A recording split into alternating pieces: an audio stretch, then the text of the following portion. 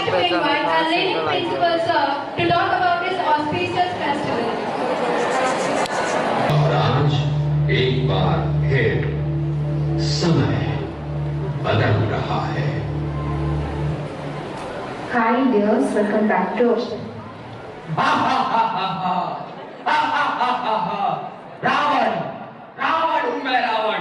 मैं वो हूँ जो समय की धाराओं को बदल सकता हूँ।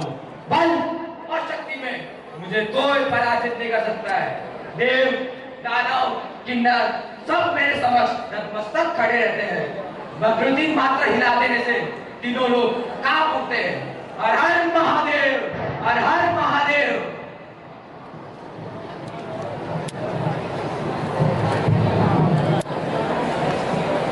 ओम दुर्गाय नमः, ओम दुर्गाय नमः, ओम दुर्गाय नमः।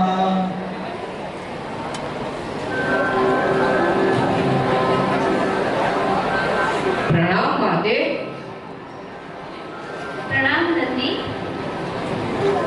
माते, क्या आपको पता है रावण आपकी नित्य आराधना कर रहा है? हाँ, रावण शिव और शक्ति का उपासक है। एक असुर होते हुए भी इतनी भक्ति और उपासना? हाँ, वह ऋषि विष्णु श्रवा का पुत्र है। उसका जन्म ब्राह्मण कुल में हुआ है, इसीलिए उपासना करना वह अपना धर्म मानता है। शिव और शक्ति का उपासक होने के कारण ही वह इतना शक्तिशाली है। नंदीश्वर, मैं शक्ति उन्हें ही प्रदान करती हूँ जो सत्य और धर्म के मार्ग पर चलते हैं। तो आपको पता है कि उसने क्या किया है? उसने सीता माता का अपहरण किया है। सीता माता का। आप तो सर्वशक्तिशाली है, तो आप कुछ करती क्यों नहीं? पता है, लेकिन सही कार्य सही समय देखकर ही किया जाता है और वह सही समय अब आ चुका है। चलो।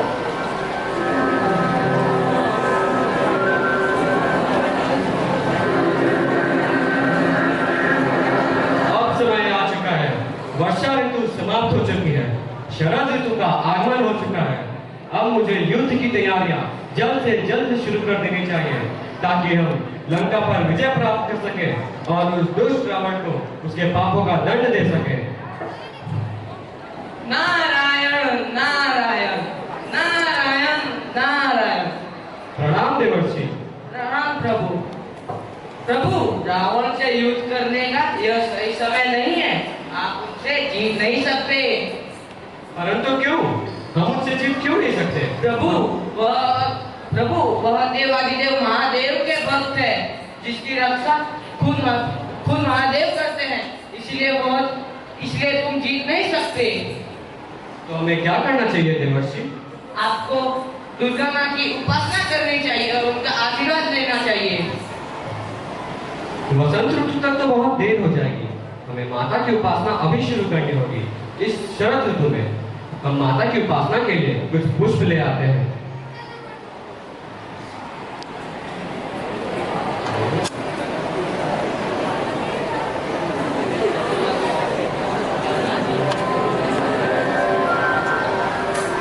प्रभु, माता को नीले कमल बहुत प्रिय है।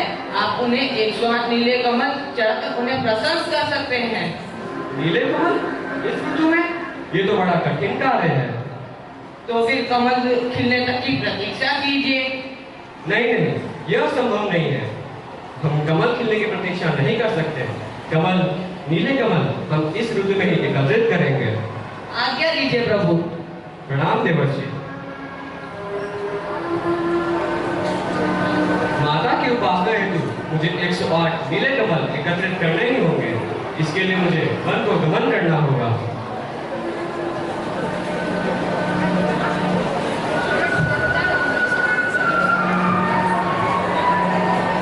ये रहे कुछ पुष्प। यहाँ पर भी है।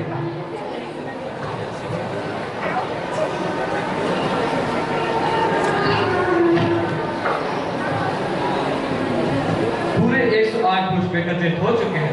अब मैं माता को इसे अर्पण कर सकता हूँ।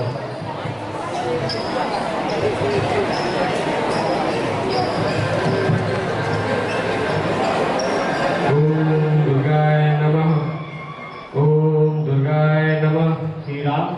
पश्चात ओम दुर्गाय नमः। प्रारंभ हुई और माता जी ने एक कमल उसमें से गायब कर दिया। अरे मैंने तो गिनकर 108 कमल एकत्रित किए थे, पर यहाँ 107। अब माता को प्रसन्न करने हेतु मुझे 108 कमल की जरूरत होगी। हाँ, मेरी माता मुझे बचपन में राजीव लोचन कहा करती थी।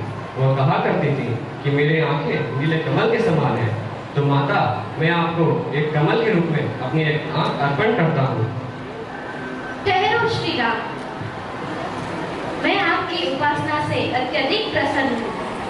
राम माते, मुझे आशीर्वाद दीजिए कि हम इस युद्ध में विजयी हो। आप इस युद्ध में अवश्य विजय होंगे। जो धर्म और नीति के पथ पर चलते हैं उनका विजय निश्चित होता है। आप विजय हो। आपके इस कार्य में सृष्टि आपका साथ देगी। वानरों की टोली आपको जीत दिलवाएगी और मछलियाँ और समुद्री जीव सेतु का साधन बनेंगे। शस्त्र जिन पर मेरा आशीर्वाद है वो आपको जीत दिलाने में सहायक करेंगे। राम माते,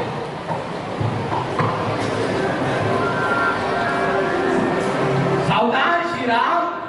केश, सावधान। आज तो मैं तुम्हें हम लोग पहुंचा कर ही रहूंगा।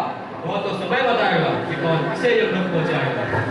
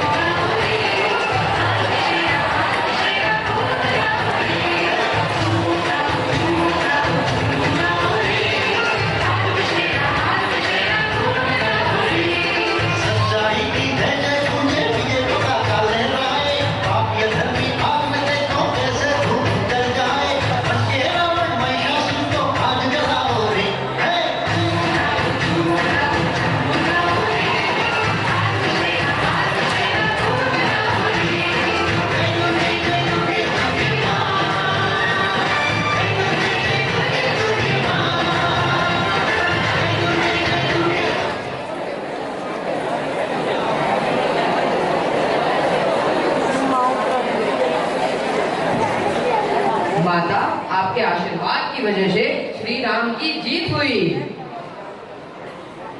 मेरे आशीर्वाद की वजह से नहीं, जीत उनकी ही होनी थी, क्योंकि वे इसके योग्य थे। वे धर्म और नित्य के रास्ते पर चल रहे थे। लेकिन जो लोग अपना धर्म किसी को कष्ट पहुंचाने में प्रयोग करते हैं उनका अंत निश्चित होता है। पर जो लोग सत्य धर्म और शक्ति से दूसरों का भला करते हैं उन्हें इतिहास सदा याद करता है और याद करता रहेगा। इसीलिए हमें हमेशा धर्म के रास्ते पर चलना चाहिए। इसी में हम सबकी भलाई है।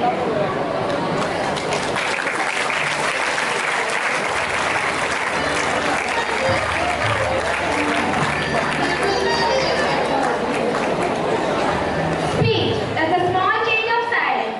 It's the way to empower people. So let's invite Bhavesh sir for the speech.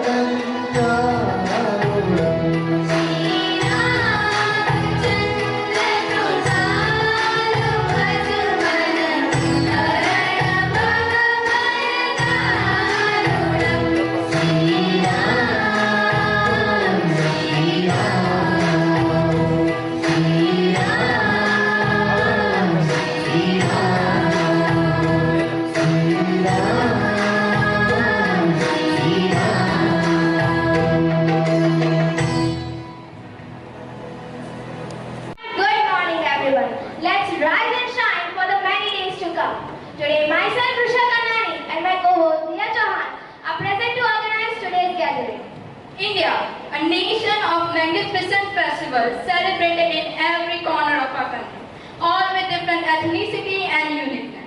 One of them being Navratri, known for its feminine divinity. So let's celebrate it with immense enthusiasm and joy. પ્રાર્થના તો છે આત્માનો ખોરાક. પ્રભુનું નામ રટણથી દુઃખ દૂર થાય છે. So I gratifyingly invite all the dignitaries to come over and make the surroundings spiritual.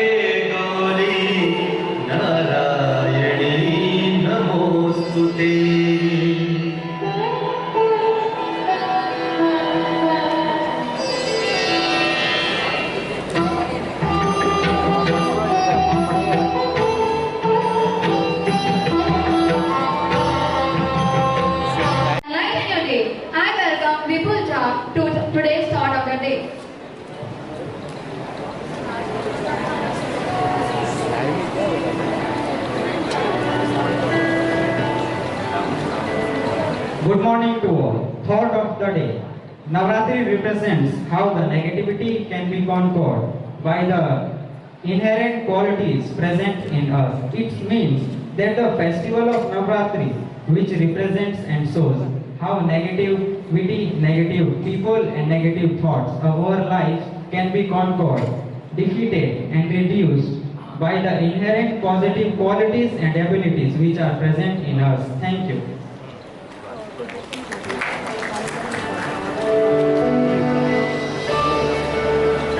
News tells the happening around us, bad or good. To give a sneak peek of our stage, For reporting news, I would like to invite Farid.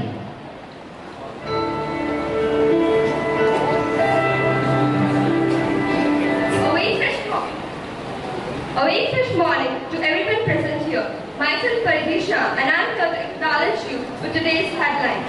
Current news. India set to reach 100 crore vaccine dose mark next week. After Ladakh, India-China war of words on Naidu's Arunachal trip. Government expedites asset sales with traditional airline on block. NCC news. Our school have introduced NCC. NCC stands for National Cadet Corps. And a couple of NCC sessions are already being conducted by the school. Assembly news. From now onwards, assemblies will be conducted house-wise, and points will be allotted to each and every house. At the end of the year, the maximum points will be declared as the winner. Entertainment news. Gujarat, despite ban on big venues, Garba business upbeat this Navratri. Gujarat allowed Garbas in housing societies, streets, but says no to commercial events. sweet ripple of joy and happiness.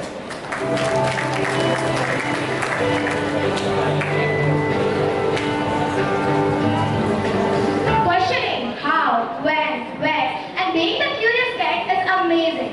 And we here are also curious about the origination of this festival. So, I would like to invite Riya Kaneria to amaze us.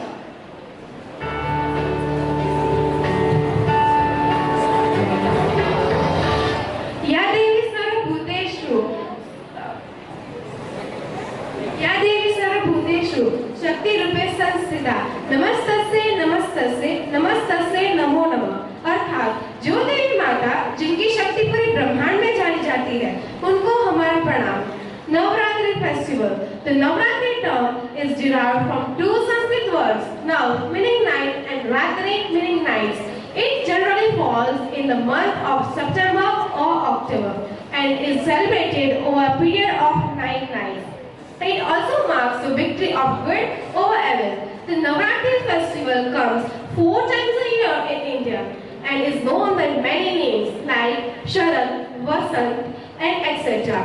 But we here celebrate one Navratri, that is Sharad Navratri, the most, and it is the most famous Navratri all over the India.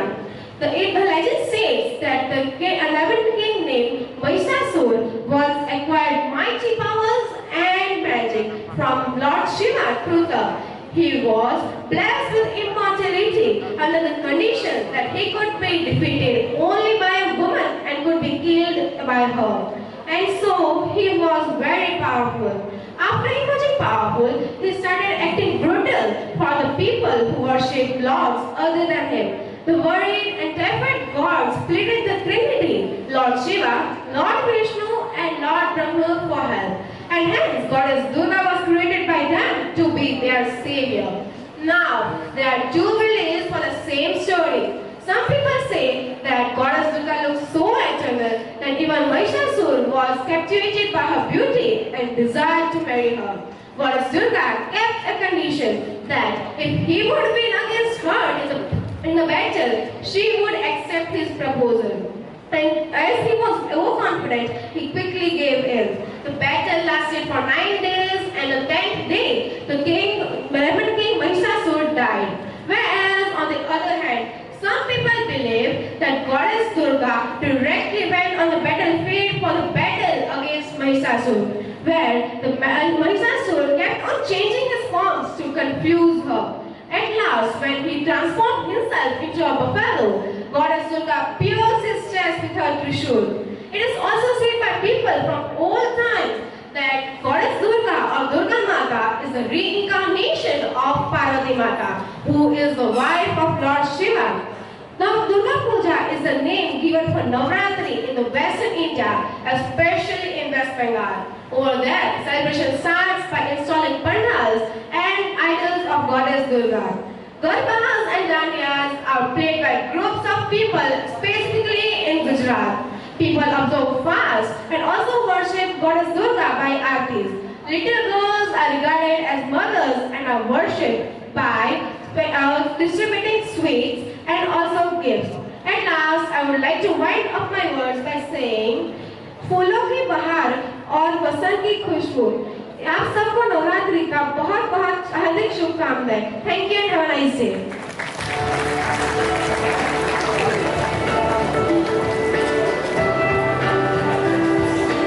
Factuality and reasons have become a huge thing in today's era. To showcase the facts on the topic itself, I would like to invite Twinkle Kanaba.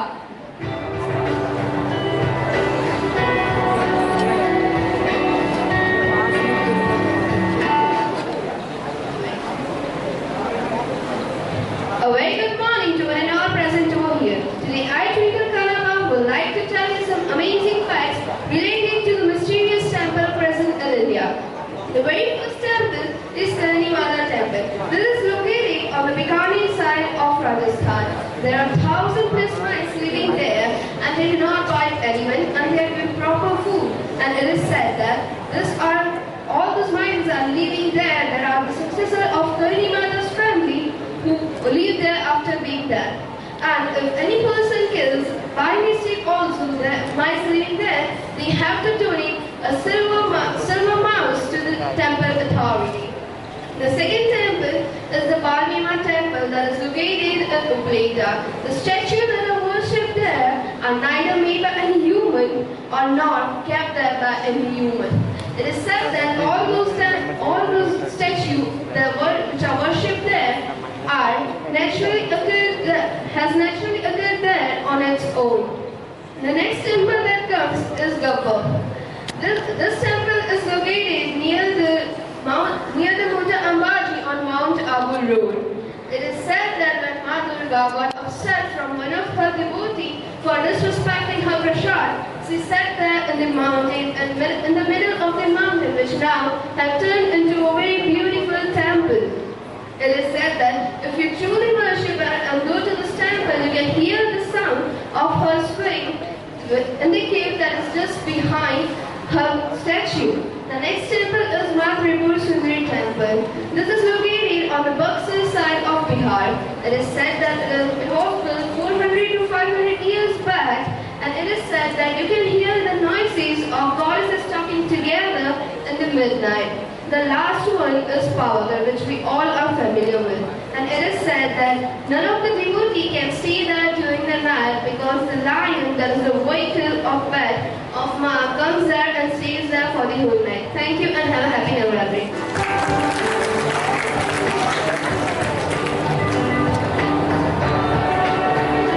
Poetry gives the pen portrait of any commodity. For the recitation of poem titled Jagat Tarini, I request Vishwa to come.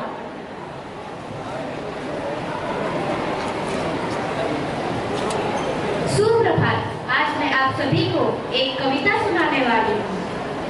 हे जगदम्बे जगत तारिणी, हम सब पर तेरा आशीष रहे सब मिलजुल कर ऐसी करुणा नीर बहे, गलत मार्ग पर पग न धरे हम, नीति के बद का हमें बात हो, तुम जननी हम सुत तेरे ऐसा सबको ज्ञान हो, ज्ञान ज्योति से आलोकित हो, निज पुरखों का अभिमान रहे, सत्य धर्म और दवा है जीवन, निज संस्कृति का सम्मान रहे, धन ध्यान से परिपूर्ण हो भारत का आंगन सारा, गंगा यमुना कावेरी की बहे हैं यहाँ अमृत धारा। Thank you.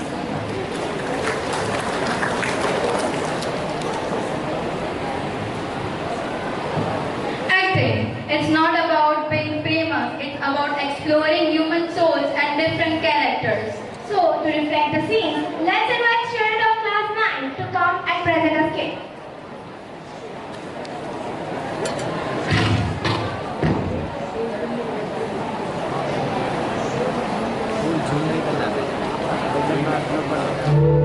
लेकिन उस चीज को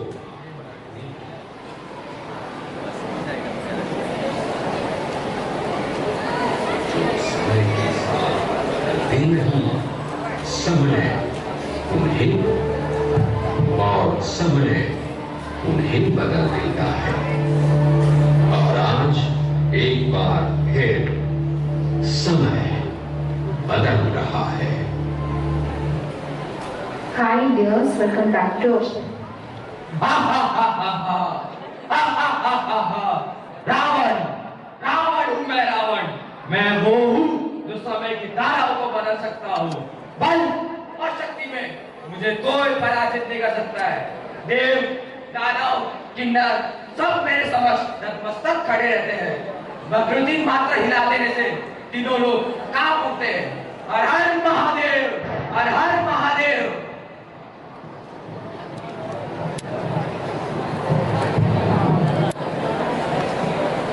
ओम दुर्गाय नमः, ओम दुर्गाय नमः, ओम दुर्गाय नमः।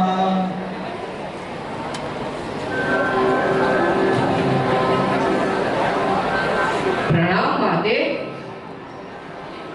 प्रणाम नंदी। माते, क्या आपको पता है रावण आपकी नित्य आराधना कर रहा है? हाँ, रावण शिव और शक्ति का उपासक है। एक असुर होते हुए भी इतनी भक्ति और उपासना?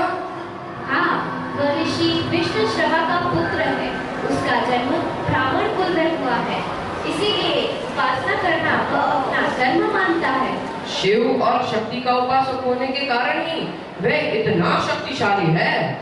नंदीश्वर, मैं शक्ति उन्हें ही प्रदान करती हूँ जो सत्य और धर्म के मार्ग पर चलते हैं। तो आपको पता है कि उसने क्या किया है? उसने सीता माता का अपहरण किया है, सीता माता का। आप तो सर्वशक्तिशाली है, तो आप कुछ करती क्यों नहीं? पता है, लेकिन सही कार्य सही समय देखकर ही किया जाता है और वह सही समय अब आ चुका है। चलो।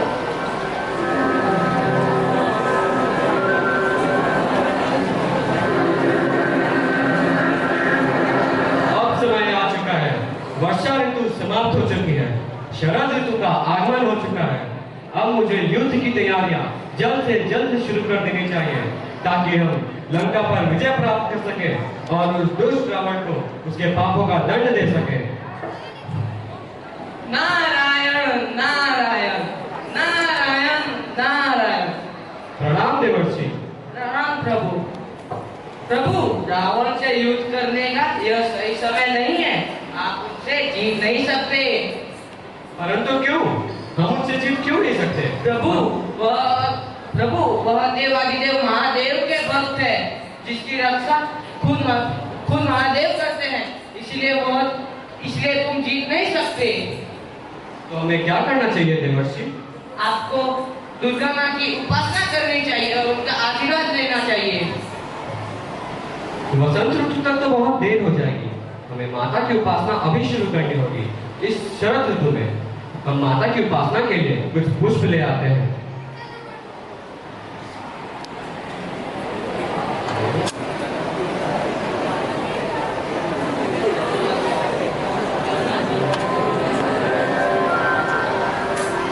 प्रभु, माता को नीले कमल बहुत प्रिय है, आप उन्हें 108 नीले कमल चढ़कर उन्हें प्रसन्न कर सकते हैं। नीले कमल इस ऋतु में? ये तो बड़ा कठिन कार्य है। तो फिर कमल खिलने तक की प्रतीक्षा कीजिए। नहीं, यह संभव नहीं है। हम कमल खिलने की प्रतीक्षा नहीं कर सकते। नीले कमल हम इस ऋतु में ही एकत्रित करेंगे। आज्ञा दीजिए प्रभु। प्रणाम देवर्षि। माता की उपासना हेतु मुझे 108 नीले कमल एकत्रित करने ही होंगे। इसके लिए मुझे वन को गमन करना होगा।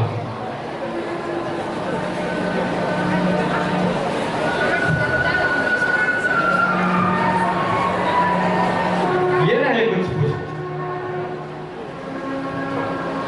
यहाँ पर भी है।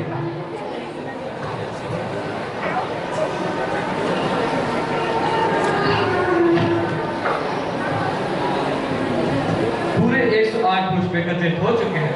अब मैं माता को इसे अर्पण कर सकता हूँ।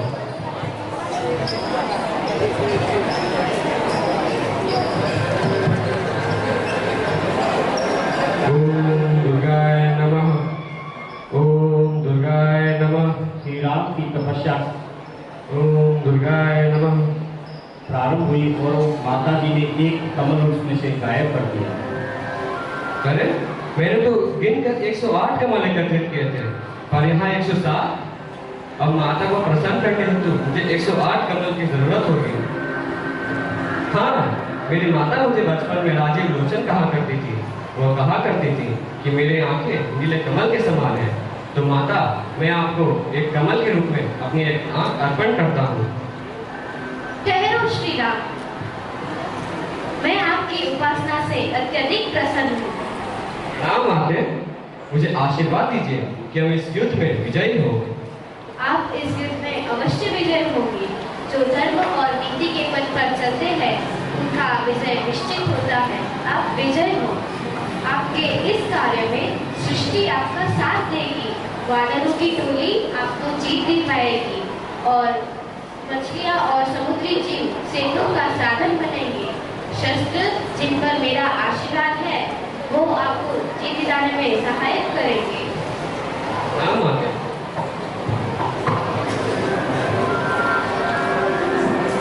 सावधान श्री राम। केश, सावधान। आज तो मैं तुम्हें हम लोग पहुंचा कर ही रहूंगा। वो तो समय बताएगा कि कौन किसे ये लोग पहुंचाएगा।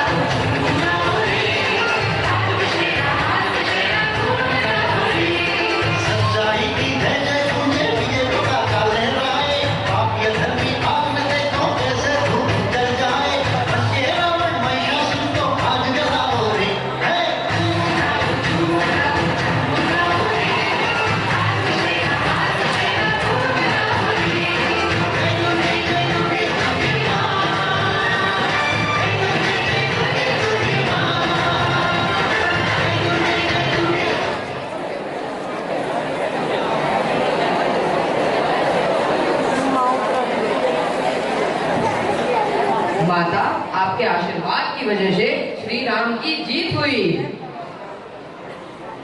मेरे आशीर्वाद की वजह से नहीं, जीत उनकी ही होनी थी, क्योंकि वे इसके योग्य थे। वे धर्म और नित्य के रास्ते पर चल रहे थे। लेकिन जो लोग अपना धर्म किसी को कष्ट पहुंचाने में प्रयोग करते हैं, उनका अंत निश्चित होता है।